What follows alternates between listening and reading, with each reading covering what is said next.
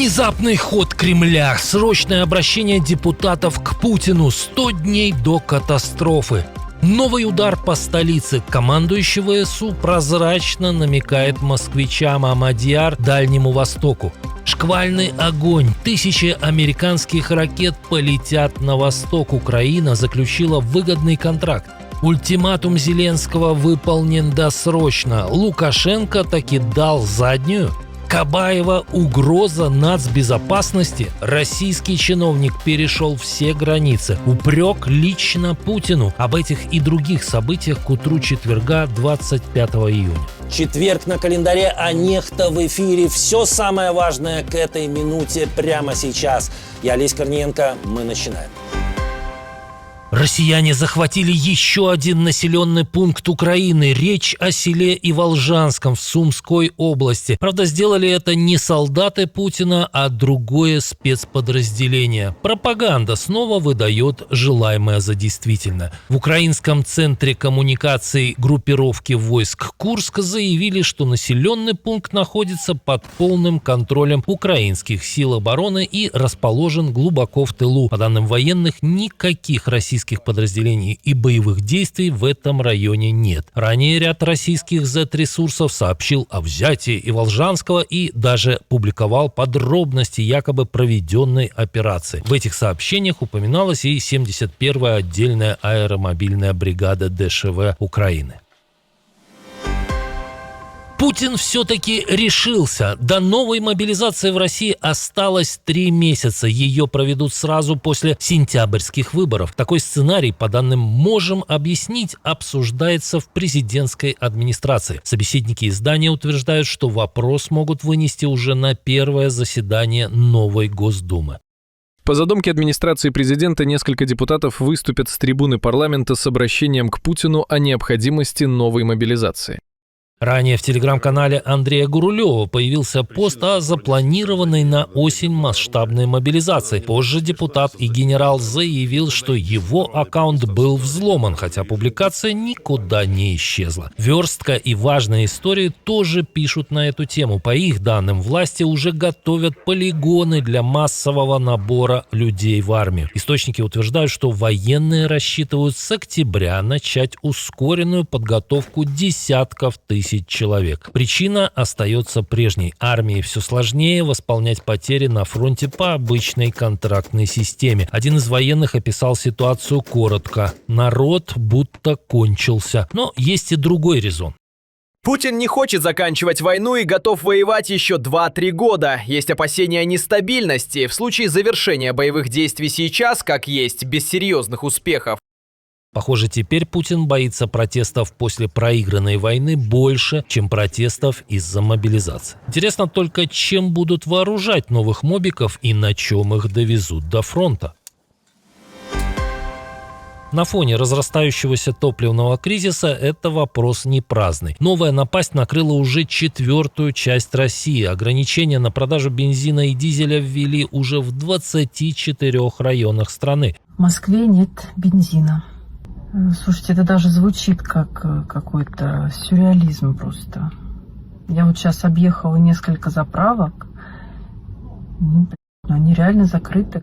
В Москве, по сообщениям местных телеграм-каналов, раскупили даже канистры. Спекулянты якобы хотят заработать и на их перепродаже. Очереди и новые цены продолжают шокировать россиян. Сколько нас еще будут мучить, когда это все кончится?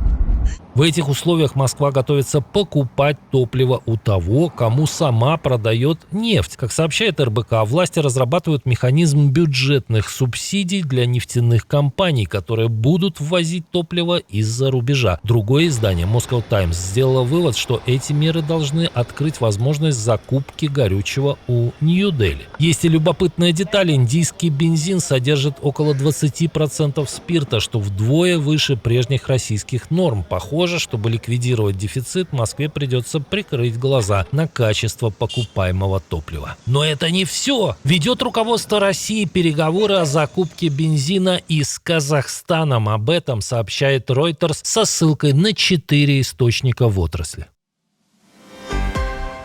Тем временем ВСУ продолжают работать над усугублением этой ситуации. Под новый удар попал нефтеперерабатывающий завод «Лукойла» в Кстово, Нижегородской области. Спутниковые снимки зафиксировали тепловые аномалии на территории предприятия, которое уже не раз попадало под удары беспилотников. А вот московский нефтеперерабатывающий завод, который недавно дважды атаковали дроны, по данным Reuters, остановил работу надолго. Источники агентства говорят, что ремонт займет как минимум несколько месяцев, а в худшем случае предприятие может полноценно заработать только в 2027 году. Аналитики оценивают стоимость восстановления примерно в $1 миллиард.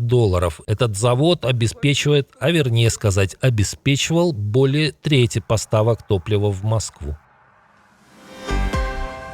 Помните эпопею вокруг томагавков? В прошлом году Трамп сначала почти согласился дать их Киеву, а в Кремле не скрывали своей обеспокоенности по этому поводу. Потом, после неожиданного созвона с Путиным, президент США вдруг передумал. Потом был Анкоридж, а о грозных ракетах перестали даже говорить. Но похоже, что на томагавках свет клином не сошелся. Forbes сообщает, что Украина, вероятно, впервые применила другие американские ракеты при атаке на Воронежский завод полупроводниковых приборов. Ракета. Завод. Речь может идти о AJM-188 Rusty Dagger. По данным издания, эти игрушки способны поражать цели на расстоянии более 460 километров и стоят примерно в 10 раз дешевле британских Storm Shadow. Для удара по цели в Воронеже предположительно было использовано 3 такие ракеты, а Украина, как утверждается в публикации, заказала более 3500 таких боеприпасов. В общем, на 1000 заводов хватит. Грозный диктатор испугался. После ультиматума Владимира Зеленского Александр Лукашенко не только засобирался надолго покинуть Беларусь. Наблюдатели заметили неожиданную паузу в активности российских дронов у границы Беларуси и Украины. Как пишет Флагшток, последние несколько суток такие полеты не фиксировались. Последние были замечены в воскресенье 21 июня. Ранее президент Украины потребовал от Минска отключить ретрансляторы, которые, по данным украинской стороны, помогают российским дронам. Срок ультиматума истекает уже в эту пятницу. И уже сам президент Украины подтвердил, что информация журналистов Флагштока верна. З 22 червня відповідні ретранслятори припинили свою роботу на території Білорусі. Чи демонтували їх, чи ні, я, чесно кажучи, поки що не знаю, але ми працюємо над цим. Факт, що ретранслятори на сьогодні не працюють. Похоже, диктатор с 32-летним стажем поддается дрессировке. Просто нужно показывать ему не цветы, а что-то более весомое. Пит Хексет выживает из американской армии еще одного генерала. Как сообщает Financial Times, со службы досрочно увольняется Кристофер Донахью, командующий сухопутными войсками США в Европе и Африке. По данным издания, его отставка станет частью масштабной кадровой перестройки, которую проводит министр войны. Донахью хорошо известен не только участием в операциях в Ираке и Сирии. Именно он вошел в историю как последний американский военный, покинувший Афганистан во время вывода войск США в 2021 году. В последние годы генерал также играл заметную роль в организации военной помощи Украине. Украина дважды за неделю атаковала космические нервы России. После удара по центру связи Дубна под Москвой под атакой оказался еще один стратегический объект. Генштаб ВСУ заявил о поражении центра космической связи Владимир в одноименной области. По данным украинских военных, повреждены 2 здания комплекса, после чего начался пожар. Этот объект обеспечивает работу спутниковой и дальней космической связи, в том числе в интересах российских силовых структур. А кроме того, цифровое телерадиовещание, широкополосный доступ в интернет и телефонную связь. Это что получается? ВСУ хотят ударить по самому больному? Отключить электорат Путина от Соловьева, Киселева и Скобеевой? Главнокомандующий ВСУ сделал многозначительный пост в соцсетях. Александр Сырский опубликовал видео с военным, который участвовал в ударе по московскому нефтеперерабатывающему заводу. Работали как раз мои ребята и наши коллеги из других рот и других отрядов. Это была масштабная комбинированная работа, и мы были активно задействованы.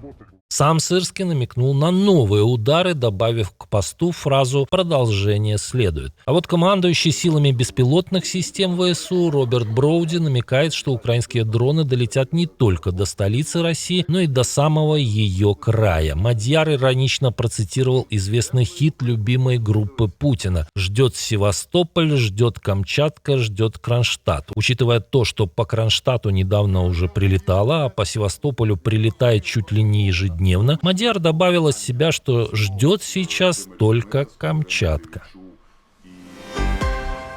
В Минюсте России обнаружили новую угрозу национальной безопасности. Таковой являются не только дроны и санкции, но и жизнь без штампа в паспорте. К такому выводу пришел заместитель министра юстиции Вадим Баланин.